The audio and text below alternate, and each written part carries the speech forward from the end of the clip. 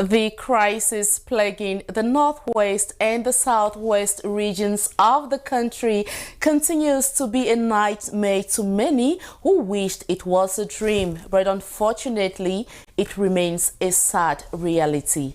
Good evening, viewers, and welcome to another live broadcast of the program Issues on Divine Mercy Television. We are broadcasting from Boya, the beautiful city and the land of legendary hospitality. On this edition of the program, we shall be benefiting from the contributions of great religious leaders drawn from the Muslim and the Christian communities here in Boya, and we are looking at what can be done to end the Anglophone crisis, the church's perspective. As the program unfolds, remember that you can also let us know your opinion by joining us on Facebook, where we are streaming live at Divine Mercy Radio and Television Service, and let us know what you think on the comment section. Or you can use the number you shall be finding on the screen to either send us a WhatsApp or a text message and share with us your contributions. I am FOMUCHA MIRABELLE, hoping that you're going to enjoy the package we have prepared for you on this edition of the program. Do not go away. We shall be right back right after the short break.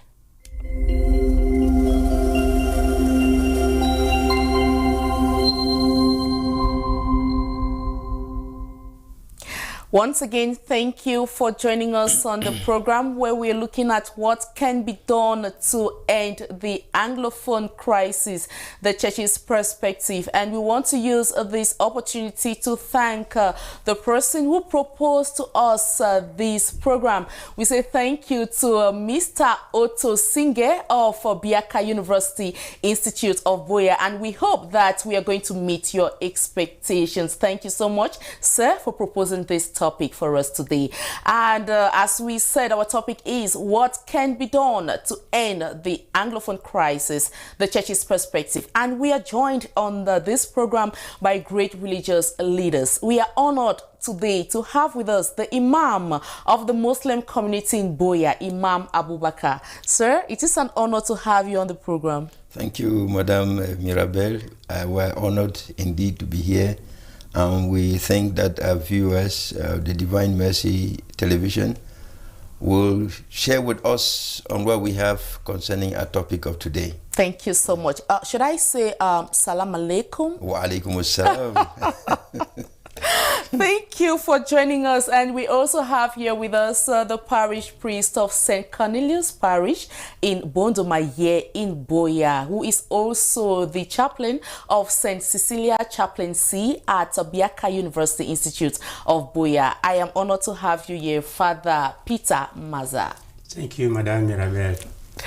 Okay, now let's get into the discussion proper. People have been asking, why do you not bring church leaders to talk about this Anglophone crisis? And so they are here today to talk about the Anglophone crisis. It has actually been a turbulent period for the citizens in the north and southwest regions of the country, as thousands have died. Many have lost their properties. Many are wandering the streets of the nation because they have been displaced. In a situation of crisis and difficulties like this, Imam, what is the role of the church? In the name of Allah, the compassionate, the merciful, all praise and thanks are due to God, by whose grace and permission we are still alive. By whose grace and permission he ordains matters, and when it is his time, he will say the thing will come to an end, and one day eventually it will come to an end. What are the religious persons doing concerning this, their role as we play? You know, the first is about we are spiritual leaders, and so we concentrate more on the spiritual aspect. Spiritual support, psychosocial support, material and humanitarian support. Why not also trauma healing? You know, at the time when people have lost so much and they have no faith again in government, or even some of us our followers say we have lost faith in you because we thought that you could just make and the whole thing is over. Yeah. Unfortunately, Cameroon is not the first, and neither is it going to be the first country to be faced with challenges, because if we go back to history in our books, the prophets of God were faced with more difficult challenges. And how did they surmount them? It was through prayers and through continuous asking God to intervene. But then there was also a commitment, the will, to actually see that the thing comes to an end. Yeah. There have to be that commitment, because if you are not committed, it's not enough to say you are praying, you are giving support to people. Yeah. No, you also have to make a commitment and the will that really, I want this thing to end, by making some few diagnoses. I'm sure in the course of the program we'll get to those commitments. Yes. In the part on the part of the Catholic Church or that let me say religious communities, what is the role of the church in this period of difficulty? Well, thank you so very much, Madame Mirabelle. I think Imam Abubakar has said much, but just to add some flavor and my own contribution. But before I make my own contribution, I want to correct an impression. The impression is that we are talking about crisis in the northwest and southwest region of Cameroon in the year 2022. I want to say that in 2016, 2017, even the early part of 2018, it was normal and okay to describe what we are facing as crisis or a crisis. But with what we are experiencing now, for us conflict students and peace builders, we don't see it again as a crisis. It is a conflict. It has metamorphosed to a conflict. It has moved to a higher level. Yes, we should use that adjective to describe it well.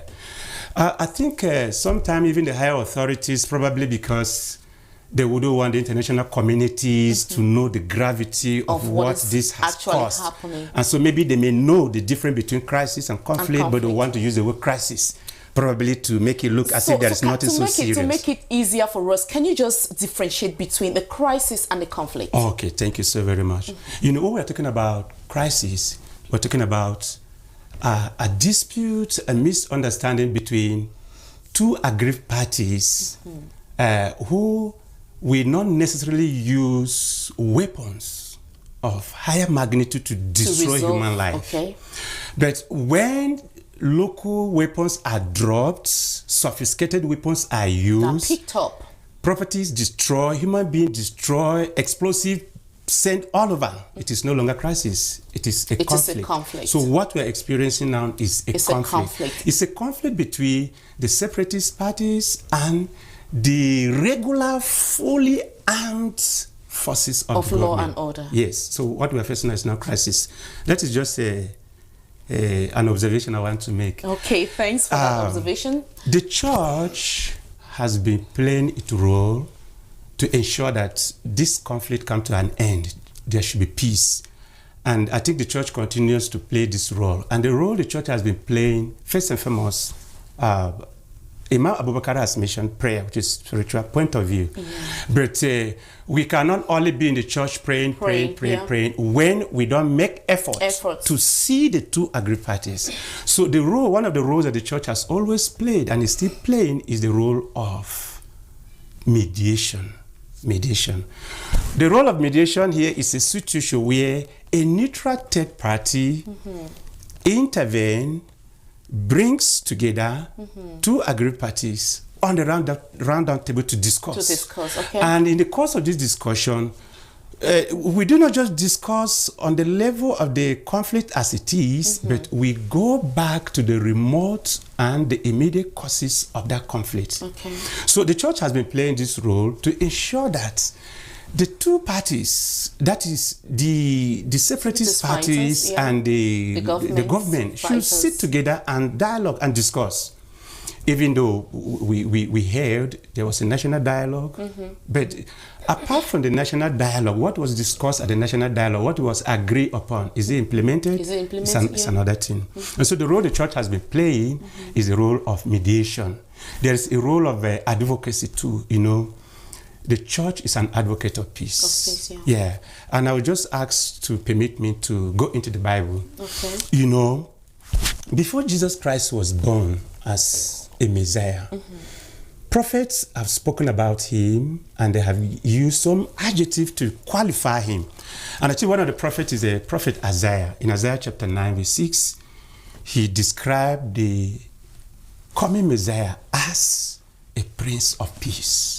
As a prince of peace. Yeah. And whether you like it or not, when the prince of peace finally came to the world, the Gospel of Luke chapter 2 verse 14 tells us that the first praise, songs of praise that was sung by the angel was the song of peace. Glory to God in the highest, and on earth peace to people of goodwill.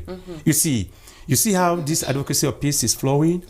And when he finally started his early ministry, he preached peace. Even at his arrest, the Gospel of John chapter 18 verse 10 tells us that St. Peter, in his own usual emotions, removed a sword and wanted to cut off he cut. Cut off the ears. He cut Malchus's ear. And Jesus Christ had to bend down and carry the ear, place it back, and ask him to pull down his cutlass. In the same scenario, a police temple slapped Jesus.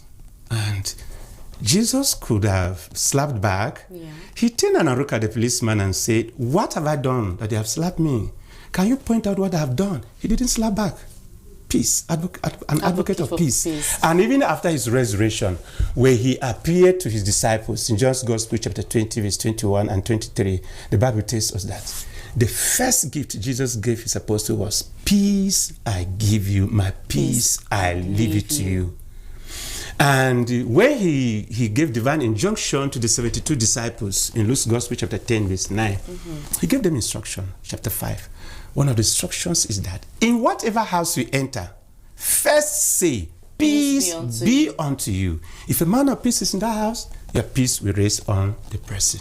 And so, from the prophecy of Isaiah to down the time Jesus Christ was born, during his early ministry, after his resurrection, before he ascended into heaven, he preached peace, he preached peace, he preached peace. And he has taught us that we should practice peace. So the church has been playing the role of mediation and advocacy of peace. Yes, you have mentioned that the church has been playing this role as a mediator. Can you just cite an instant? Because I know Cardinal Toomey tried something like that in the past before he died, and the mayor of Boya vehemently said it will not work, and it definitely did not work till today. So how has the church really played that role as a mediator? Okay, I will give you two instances. In 2016, a representative of the headquarters of the Catholic Church in Rome, the Secretary of State of the Vatican City, was sent to Cameroon to come and bring people closer together and discuss. He came and discussed. He left. Who were the parties of the discussion? They were the Northwesterners and Northeasterners who sat and discussed. Okay. And of recent, in 2021, precisely in January, a representative of the Holy See again, Monsignor Pietro Parolin, he was sent to Cameroon, precisely in Bamenda. He came for an occasion, and he used that same occasion to talk about peace, and he brought people together for peace. He actually came to confer a pallion to the Archbishop of Bamenda, His Grace Andrew Nkea. So he used that opportunity also to bring together a quite number of Christians to see that they discuss and peace should be maintained. So the church has done that in two different occasions, 2016 and 2021. 2021. And we are going to, as in the course of the program, we are going to find out how fruitful those discussions were, and what the church is still doing to ensure that this crisis comes to an end. Now, Christians and Muslims alike, the belief in the power of God or in the power of Allah. And in Matthew 7, verse 7 to 8, it says, "Ask and you shall receive, seek and you shall find, knock and the door shall be opened unto you." Imam, these Christians and Muslims, they have been asking and seeking for 7 years now. Is it that the ears of Allah, they are closed to the cries of these people? Well, let me just as a follow-up to say that what have the religious done in terms of making efforts, frantic efforts in ending the crisis. Yeah. You just mentioned the initiative of Cardinal Tumi, yeah. who brought on board an interreligious body to see that discussions are made. To say that the mayor of Boya, the late mayor of Boya, said that over his dead body, the conference, the AGC will not hold. Yeah. Unfortunately, you know, Cameroon is a state of law.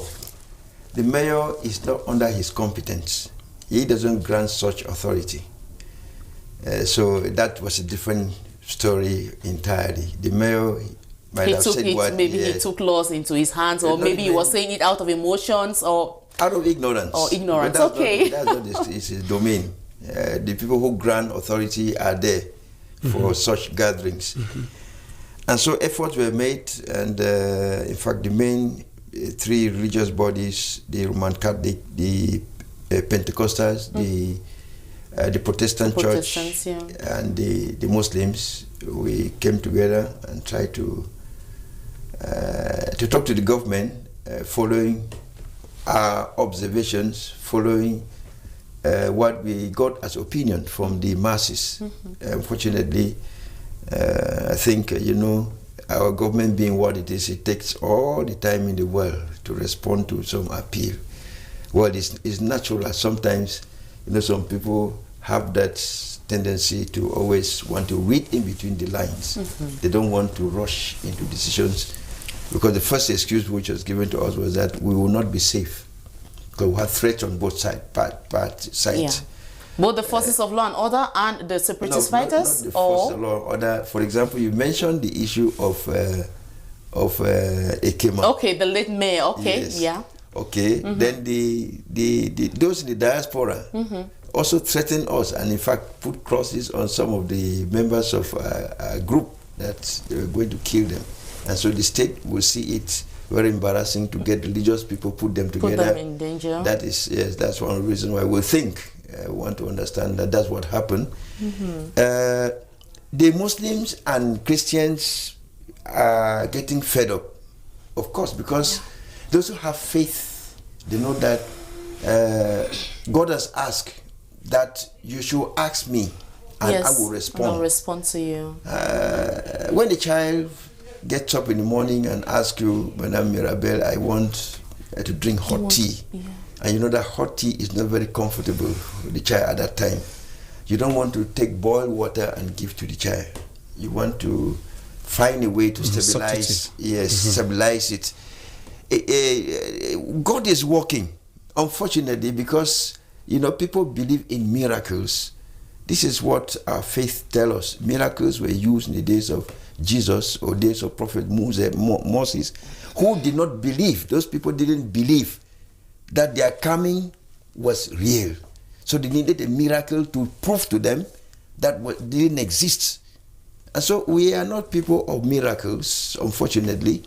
We ask and we believe, we trust in God. And we wait. And we wait. Yes. And God's time is the best. He will respond. And the response is that things are happening.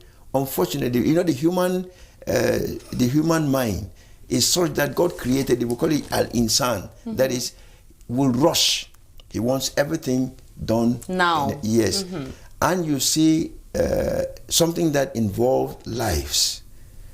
You know, you cannot just get up one morning and you just clean your face and say, well, it's all over. No, it will take some time. The effect is not even, it has not started. It has not actually started. Now we are saying, people think that there is peace.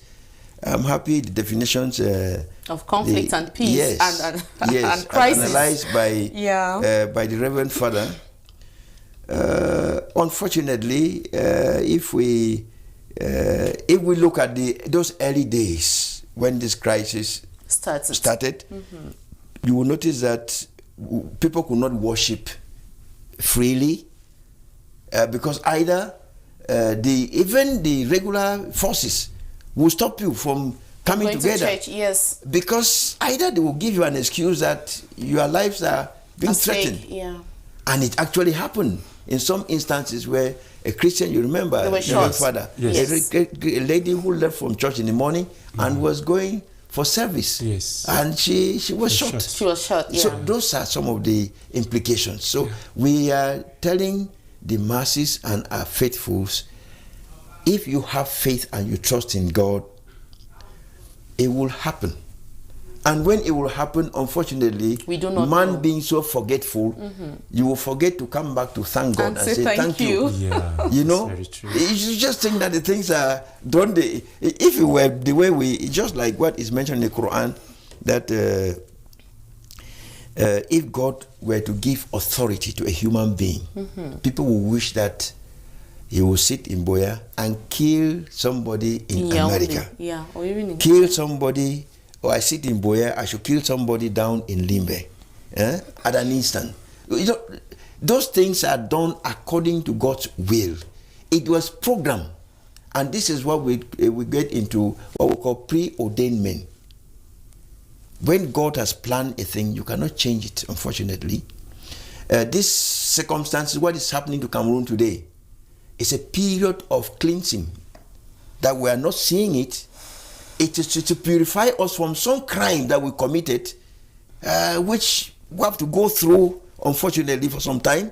Then come out. Those who will come out will come out. Those who will not, it will be so. But is it not unjust that even the unborn children, the children who are still in the womb, because we've heard of women who were killed, who were pregnant. Yes. Is it not unjust that those who did not even commit the crime are paying for the crimes they did not commit? Well, of course, that's what we call the result of conflict or social instability. That is why you have to do everything within your level so that what you can, as a human, manage it so that it doesn't escalate.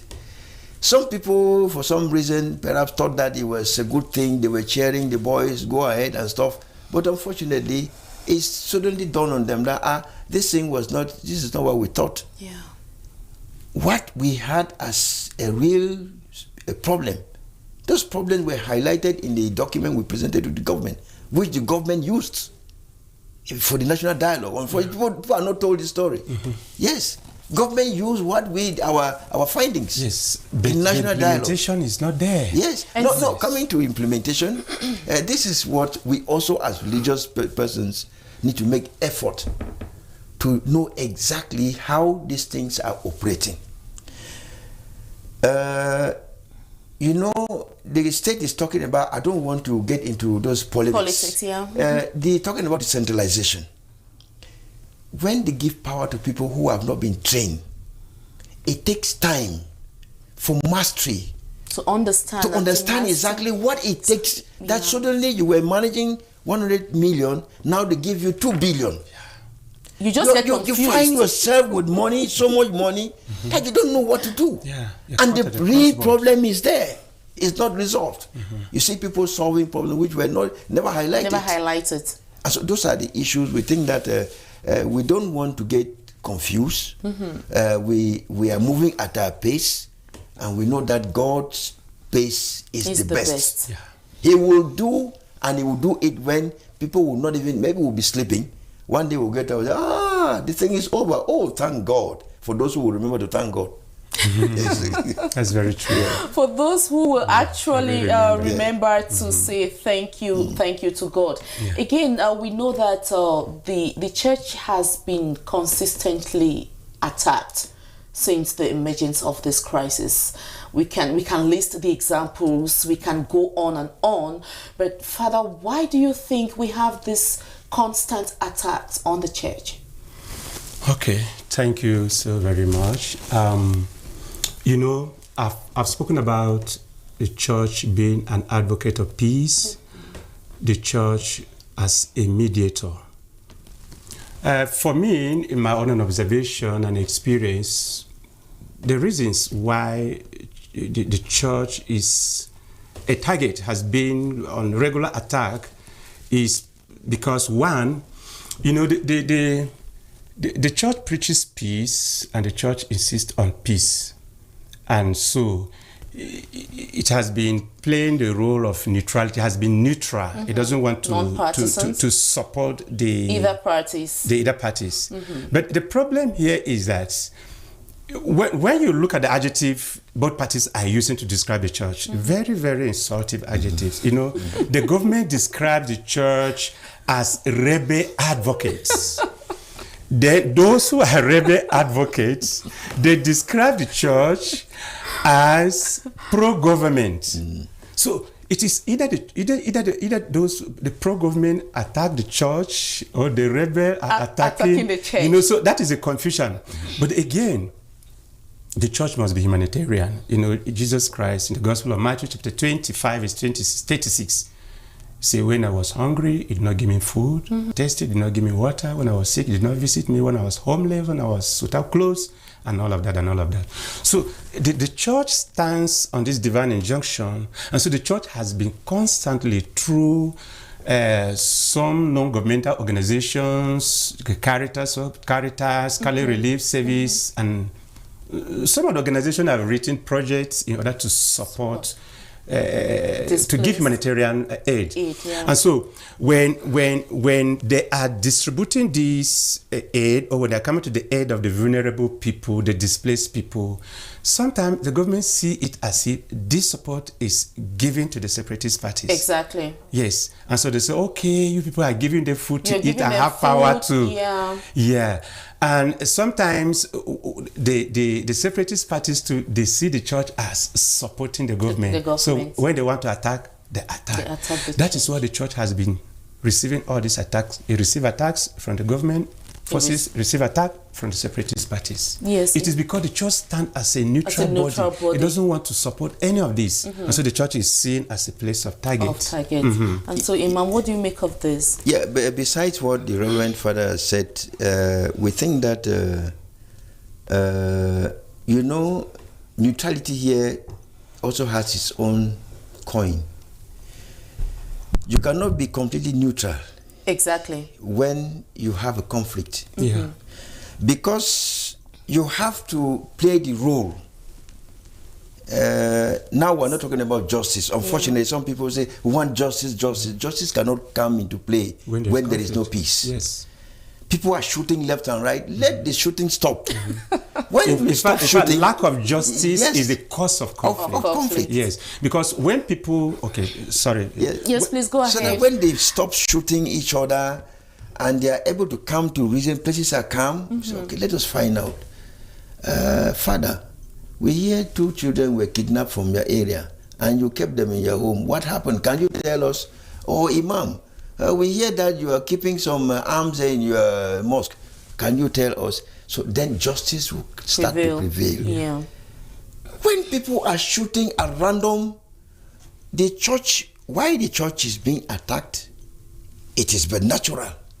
If the church were not attacked, then it will be wrong. The church must be attacked because they have to play their role. Good. They will not side with any party. And so because they are not siding with any party, they are in the middle. That's why we always tell, we've told some of these partners of Cameroon who come to find out, what do you think, religious persons, how can we solve the problem? We say some of you are even a solution to the problem. Unfortunately, you do not know. Because some of these are children who they speak from your own bedrooms. Yeah. Yes. They give these commands from your bedrooms. That's true. And in terms of technology, you have all the expertise. To detect and tell them, no, sir. No, sir. So the church will not stay and stop and say... At that point of neutrality. Yes, no. They have to belong. They must belong. Yes. Exactly. We have to talk to the separatist groups. What you are doing is wrong. And if they do something which is good, we should encourage it. Yes. Go to the government and say, what you are doing in solving this problem is not enough. It's not enough. This is what we think. And so, if you are neutral, how do you collect information from the separatist groups? You need to make friends with them. The government, unfortunately, will not also understand. Yes. You need to make friends with these guys so that you know exactly what they are thinking. And how do they think the problem can be resolved? Because you need to collect information. We are what we generally call, peace builders. Me, I'm not a peace builder. I know my own way of peace building, conflict management students. We are track 2. Yes. So we'll pick from up, come in the middle, send up. This is our own diplomacy. Government is, sometimes they take from us, but because a big man is a big man. It's a big man, yeah. He will not want to tell you that, no, it's this one who helped me with the information. And so it makes it a bit very difficult for people to understand exactly. So you see that when it comes to the separatists attacking and the government attacking, for example, the church, the mosque, is an area for everybody. You will have no discrimination. Even if you were to kill 1,000 persons, as soon as you access the mosque, you say, I'm surrendering. Now I'm a repentant person. I have no authority to surrender the man, to give the man to you. No way. No. You just welcome the person as the I prodigal bring him son. and try to reform him. Because the devilish part of him is out. It's out. If he thought that the church is a place for him to seek refuge, it means something can come out from him. Yes. So unfortunately, the government would think that Your you are now, yes. And this takes me to the next concern which most persons raised, and they think that the church at one point in time is partisan, because we can remember some few years ago when the Bishop of Kumbo, we saw him with the Amber fighters, as we are going to call them, or the separatist fighters. He was blessing them, he was praying for them. So people tend to question, why was he blessing them? Was he blessing them to go and kill further? Was he blessing them to fight this or to succeed in this fight? Or was he just blessing them as children of God? Yeah, before Father will come in, because definitely the bishop used his office to bless them, of course, which is mandatory. That's his mandate. What is the role of the church? This is what people need to know. You should define what is your role. Because until you come to know exactly what the religious are supposed to do, you always have these questions. Conflicting questions. No, they are not two. They are not. No. The role of the church is to collect people from disbelief and take them to the path of God. We don't discriminate, and we have no authority to judge people. Take, for example, in the Quran, in Surah Al-Tawbah, where Allah subhanahu wa ta'ala is telling people about the aspect of forgiveness, that He is merciful. You don't go to chapter 1 of the Noble Quran, He says, Bismillahir Rahmanir Rahim, Ar-Rahman. He is the gracious, and Ar-Rahim, He is the most merciful. Merciful, meaning that whatever you do, if you come back to Him, He will accept you. He has no barrier, no limit, except the limit is that if you associate God unto something. That's when He will say, no, you cannot erect somebody in worship alongside with me. For example, the children, when if they believe that the bishop could pray for them, then it's something already very important. They recognize that there is a God. God exists. And so if God exists, it means that they can listen, and through those prayers, you don't know. Out of 100, 2 can change and become repentant. Yeah. We are giving the mandate. They can become repentant. Yes. And actually they were having their weapons. Some of them were having their weapons. So Father, what can you make out of this? Okay. Well, I will use myself for example. Okay. Because I'm going to give you a practical example of what happened to me. Sometimes in August this year, I had a seminar in Bamenda, and I went with some delegate from the Diocese of Boya to 3 priests. So I was there, and 2 other priests and 2 other women representing different groups. And so at Batibo, we met the military, and they asked us to bless them. We blessed them. As soon as we passed Batibo, we got to Bali. We met the other group. With their weapons. Yes.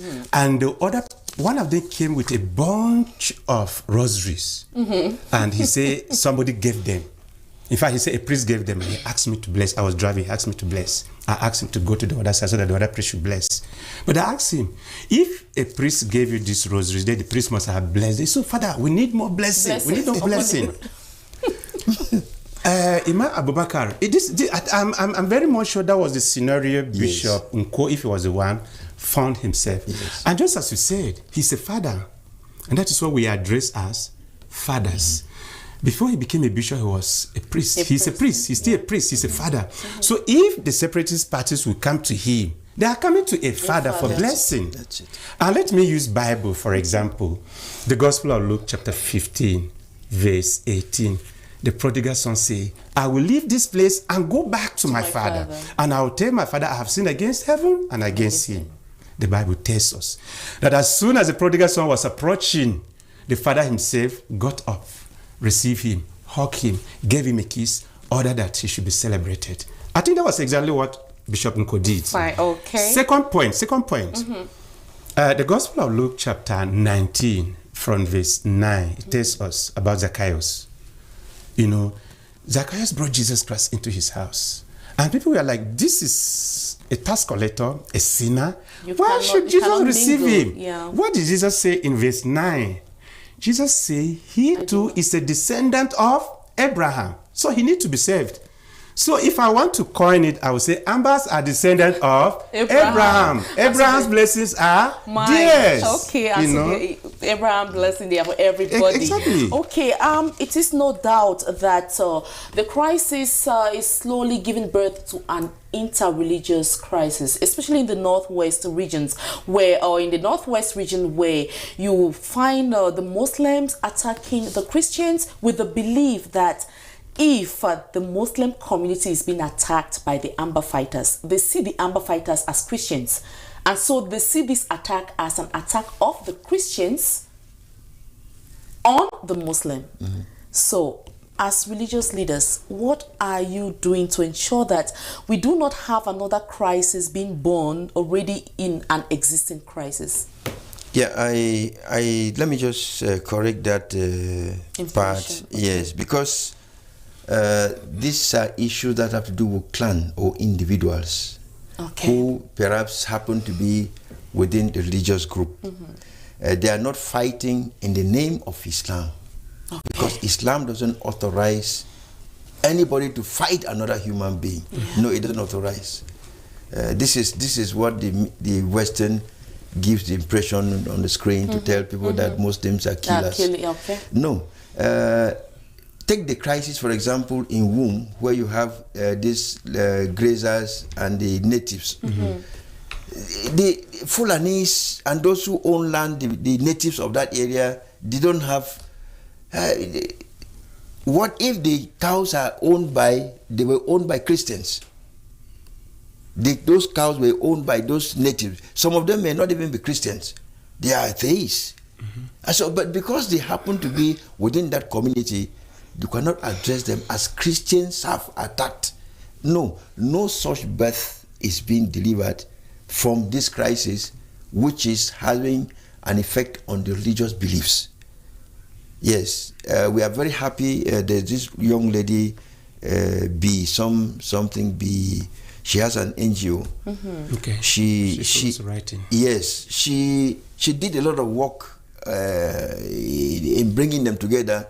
Not only was she playing the role of an advocate, but she actually, after mediation, she made sure that she went on to the other aspects of the crisis. For example, by providing assistance to people, humanitarian assistance, walking up and reconstructing the mosque. Some Christians, for some reason, burned down a church, a mosque in Isu. Okay. If the Muslims, if they were not very intelligent to understand that this cannot be Christians.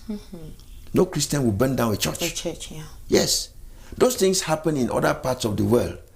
But in Cameroon, unfortunately, we are so bonded that it will be very difficult to have interreligious conflict. It will be very difficult.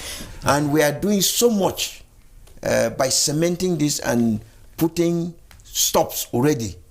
If you foresee, you see the birth of the Cardinal Tumi's initiative, and you have Akadir. This brings on board all the religious bodies. The Interreligious Forum for Justice and Peace. All of this it has to do with all the faiths, Abrahamic faiths coming together to talk on the aspects of peace. Yes. Talking about bonding, I would like us to move to the next point where it is not common to see, for example, the bishop of let's say a place in Yaoundé comes out to condemn this crisis, to condemn the acts of both the forces of law and order and the separatists.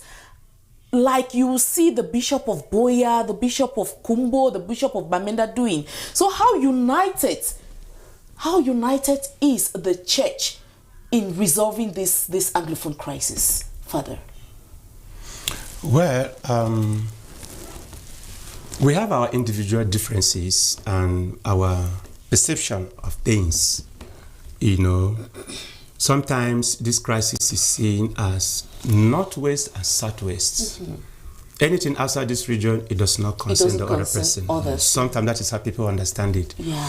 But also, there are scenarios where men of God, religious leaders, who will not have the courage to stand and condemn evil. Probably because they are afraid. They don't have the courage to say, because they are afraid that after mounting or after they must have left the pulpit, they might be attacked behind. So they don't have that courage to do that. But that does not mean we are not united. We are united. You know, there's this prayer called Prayer of Unity in John's Gospel, chapter 17, verse 21. Let them be one. That is a prayer. So the church has always organized what we call ecumenical prayer and interreligious prayers, where we come together. At the start of this crisis, that was when I met the imam. Because the bishop was, then I was in the bishop's house. He was always sending me to represent him. We would meet together and other pastors to pray together. So that is an area of ecumenism. So in this ecumenism, different religious bodies they come together to pray for unity. So we are united. We are united. But though, even if we are united, we cannot deny the fact that some religious leaders are still not too courageous to stand and condemn this evil. Yes. Let me talk about the Muslim community, because, Father, if you say there is unity, I can remember you said you can be united, you can be neutral, but there must be action. Yes. So, Imam, on the part of the Muslim, how united is the Muslim community and even the Christian community in resolving this crisis?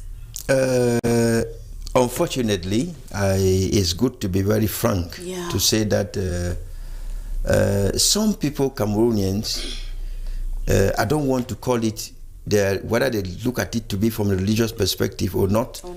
They think that this affair, you don't want to imagine that I discuss with somebody in Douala, say, "Votre affaire la Sankola, that are your affair. Is it still there?" Yeah.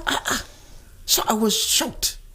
You know, when you talk about unity and coming together, when this crisis in the Central African day in Central Africa, the country, the refugees that came out, how much wealth was collected from Cameroonians, the Muslims, the Christians. In fact, we collected a lot of wealth from here, dresses, foodstuffs, water, carried to Douala and handed to the Vice Council of Central African Republic. When there was this crisis in the Boko Haram in the north, all of us contributed. I would have thought that this would have been the same scenario, because we are speaking as one person. It's good because when I questioned some of our authorities in Yaoundé, they said, "Well, don't you see that we're harboring some of your IDPs?" That is not enough. That's not enough. That's not enough. So you keep on harboring them because that's it. many people will still be IDPs That's because the crisis still continues. That is exactly it. So we think that we have to do more. We have to do more. Because if you go to what Allah is saying in the Quran, ta'awanu ala birri wa taqwa wa la ta'awanu ala ithmi wa udwan. Call, that is, invite people to that which is good, and keep them away from that which is bad. So how do we invite people to that which is good? Your brother is already affected. Yes. Love for your brother what you love for yourself. This is the saying of the Prophet Muhammad sallallahu alaihi wasallam. You cannot profess the faith of Islam and you see me next door suffering.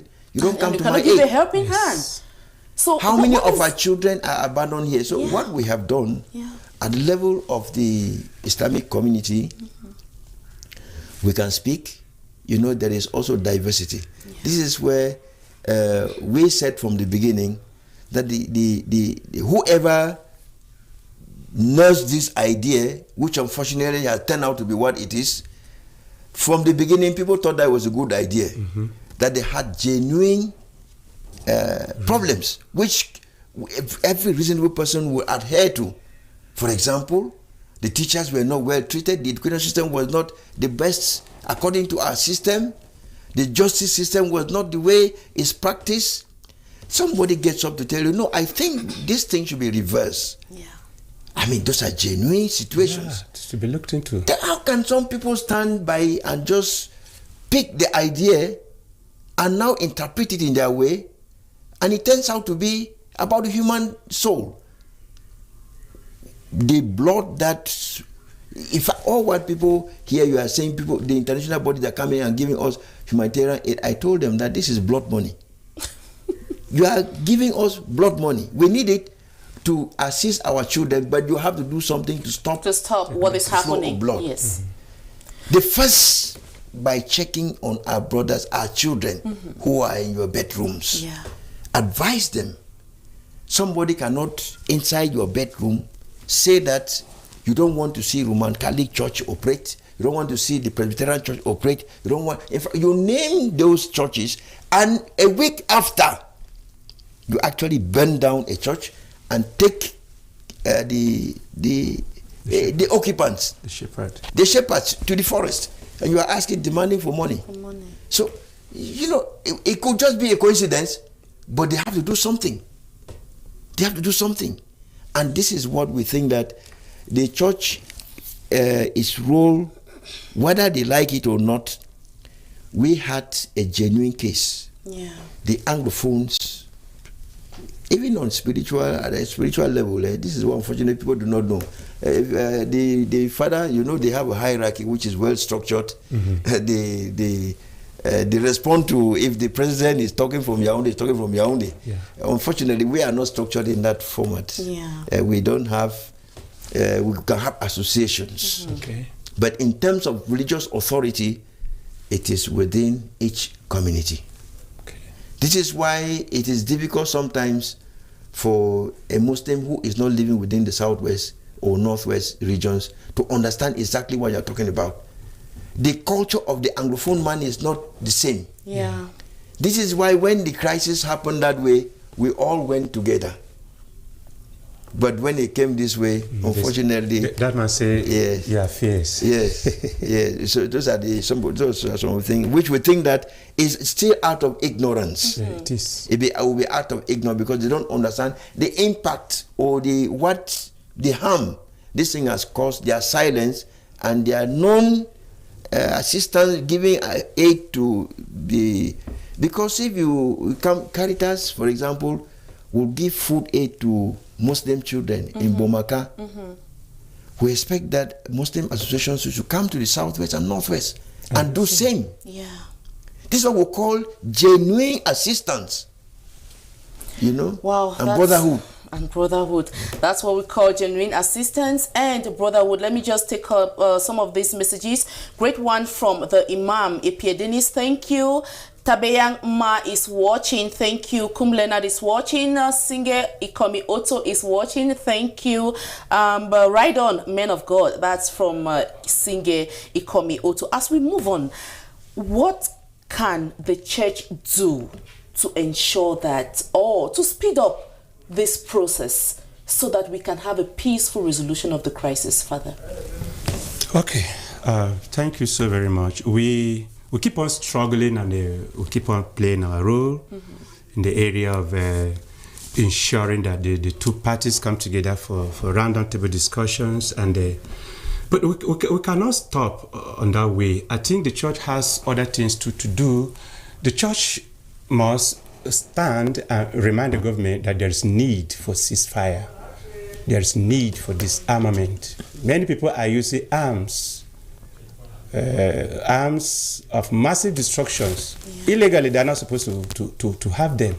And so such people should drop their arms. Yeah. And also, I am of the opinion too that maybe in our Catholic schools, the study of conflict and peace building should be introduced in our syllabuses and curriculum, so that as we are nursing these little children in the school, we are preparing their minds we are telling them conflict is not good, peace is good, and all of that.